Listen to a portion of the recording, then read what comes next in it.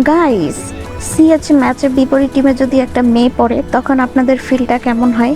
তো যাই হোক, আমরাও এরকম একটা সিএস ম্যাচ স্টার্ট দিছি। বিপরীত টিমে একটা মেয়ে পড়ছে, মেয়েটার নাম ছিল রানী। তো ঘুরে ফিরে ও আমার সামনে এসে আমার হাতেই মারা খায়।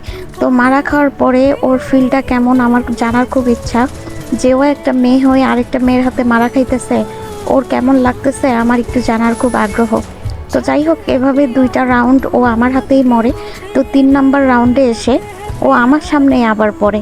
তো মানে ওকে আমি মারতে চাই নাই ফার্স্টে, তারপরে কয়েকটা ড্যামেজ দিছিলাম ফার্স্টে দেখে। তারপরে ভাবছিলাম মনে হয় না আমি মারতে পারবো।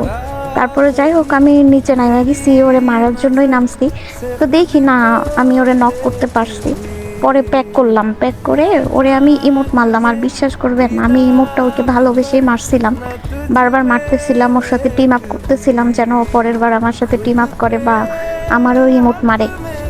আমি বারবার ওর সাথে টিম আপ করতেছিলাম এই জন্য যেন ও বুঝতে পারে যে আমি ওর সাথে টিম আপ করছি বা ওকে ভালোবেসে ইমোটটা মারছি। বাট কথায় আছে না যে সবাইকে ভালোবাসা দিতে নাই, তো এটার প্রমাণ ও দিছে। তো লাস্ট রাউন্ডেও ও আমার হাতে মারা খায়। তো প্যাক করার আগেই ওদের স্কোরটা নাই হয়ে যায়। তো পরে গেম থেকে বের হয়ে ও আমার সাথে কি করে সেটা হচ্ছে সেকেন্ড পার্টে দিব। সবাই সেকেন্ড পার্টের জন্য অপেক্ষা করলাম।